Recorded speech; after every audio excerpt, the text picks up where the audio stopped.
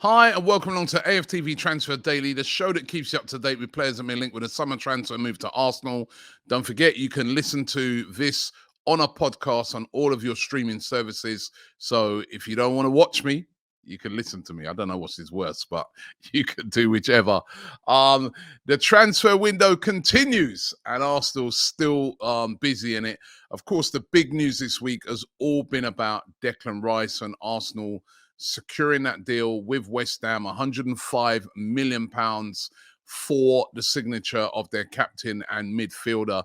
However, there has been a bit of a delay on the deal being completely finalized. And don't panic, easy. Take a deep breath. It's all right. It's all right. The delay seems to center around the installment payments. Now, West Ham want the installments paid over 2 years, whereas Arsenal would like to stretch it over 4 years. Now, a compromise is going to be made. I mean, both parties are sort of saying, listen, no problem, just need to sort out a compromise over this. As a matter of fact, the team really that a compromise is probably more, in their favor because they need to move quick is probably now West Ham, because they know he's leaving. They need to urgently find a replacement for Declan Rice, and they need to move on that. So they'd be very keen to get this one sewn up as soon as possible. It should all get sorted, and hopefully, I'd say it'd be next week now when Declan Rice hopefully will be announced as an Arsenal player. And as we've been talking about it so much, it's a massive coup for Arsenal, massive coup for Edu, Mikel Arteta, and the football club in general. This is just such a positive signing. So Declan Rice deal not quite done yet, but expected to be completed very, very soon. Another deal that is expected to be completed very, very soon is the deal for Jurrien Timber, the centre-back from Ajax. Now, it was reported extensively yesterday, including from the Dutch outlet, De Telegraaf, that this deal now has all been agreed. Arsenal submitted a new offer of £36 million to Ajax, which has been accepted, and he is now set for a medical, and will have a medical at Arsenal, and again will become an Arsenal player, and hopefully again that will be one that will be announced next week. Another big one for Arsenal. Jurrien Timber, Dutch international, he's won titles with Ajax, has played in the Champions League, the 2020-2021 Dutch Young Player of the Year. I mean, quality.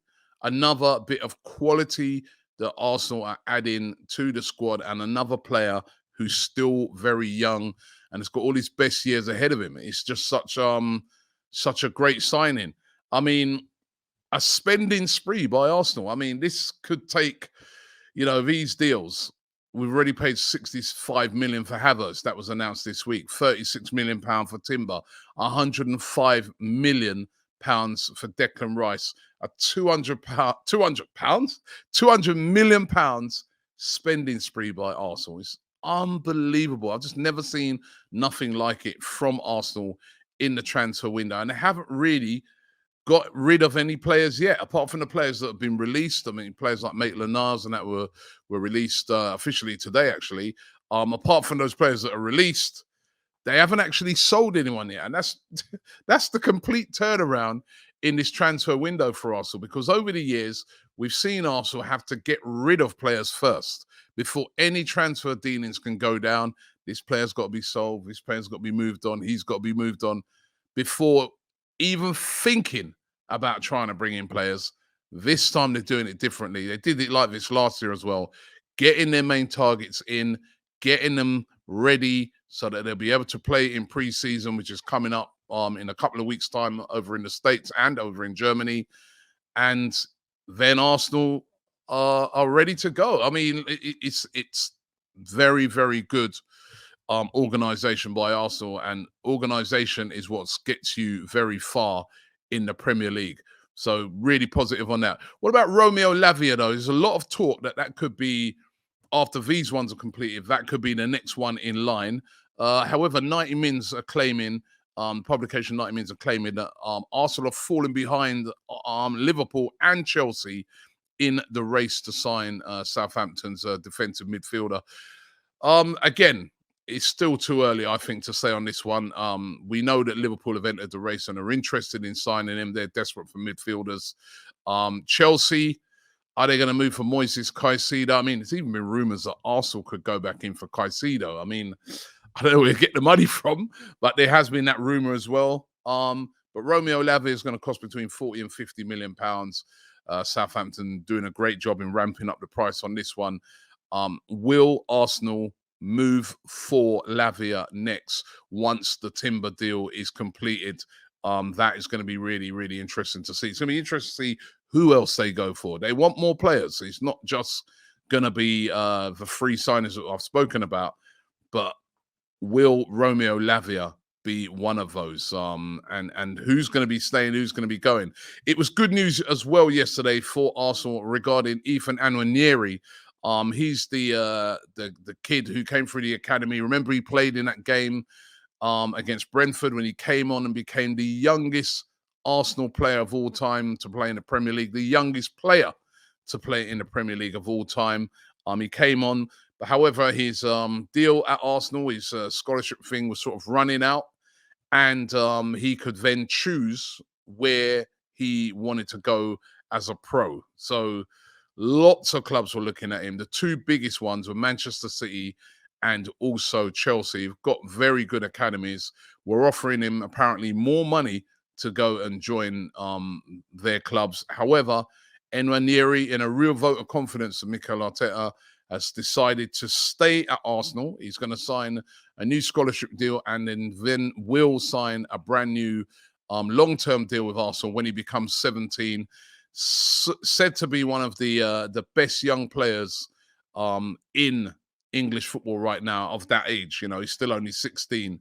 So Arsenal really delighted to tie him down to a long-term contract. And that's really good news for Arsenal. And again, showing, even at that age, to players that, listen, this is the place to be. Why go to City? Why go to Chelsea when you can stay here, have a great career at a great club? So I think that's a real big coup for Arsenal. William Saliba is closing in on completing his deal. We were told probably about a month, 5 weeks ago that Saliba had agreed a deal to stay at Arsenal, but that could be made official over the coming days as well. He's reportedly signed a new 4-year extension to his contract. His current contract was going to be running out in 2024. This is great news for Arsenal as well. I can't believe when I look at Saliba, he's only 22. We forget that. He's a kid, 22, right? And he's going to sign a long-term deal, and that is absolutely essential. We saw how much we missed him when he was out of the team last year. He's a brilliant, brilliant player. I really do think that he can become one of the best centre-backs in world football. That's how highly I rate him. And Arsenal tying him down is fantastic. This, again, I want everybody just to focus on this for a minute because, you know, we do transfer daily and we'll get excited about new players coming in and fantastic and 100 million, 50 million, whatever.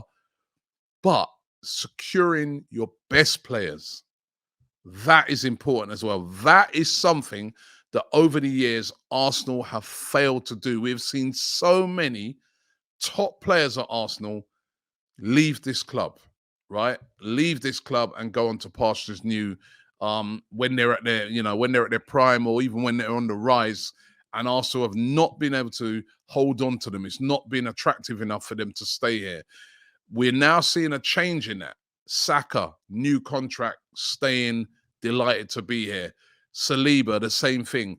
Tying down these top talents is so important, and it's great to see that this is happening. A player could be on his way out is Nuno Tavares. Tavares went on loan to Marseille last season. And it was a decent enough loan. He started off well. I think sort of towards the end it wasn't as good, but he started off well. He's attracting a lot of interest at the moment, particularly from West Ham. West Ham would like to, I've been inquiring about Nuno Tavares. going to be very, very interesting to see what happens with Tavares this season. And also there's following Balogun, as we know, he's attracting the interest of Marseille, who, of course, Tavares was playing at. They would have noticed his exploits when he was playing over in France last season and 22 goals that he scored. He's also attracting the interest of Crystal Palace, valued at around about £35 million. Balogun has already made it clear he doesn't want to go out on any loans. Looks like Arsenal, especially with the amount of money they've been spending, may cash in on Balogun, and I still think £35 million is too low, but that is what's being talked about today. Balogun, Marseille, Palace, the two latest clubs to be very interested in signing him. So those are the rumours today. Don't forget, we keep you up to date with any bit of breaking news throughout the day. So turn your notifications on, subscribe here to AFTV, and you won't miss a thing. And don't forget, you can listen to this and all the other transfer dailies on a podcast as well. So just check out any of your normal streaming services and you will find us there. Thanks very much for watching the show. I'll see you tomorrow. Shop for AFTV merch at shop.aftv.co.uk. Subscribe to us on YouTube. Follow us on Instagram, Facebook, Twitter, TikTok, Snapchat, and Twitch. We've got content for every platform, so check it out.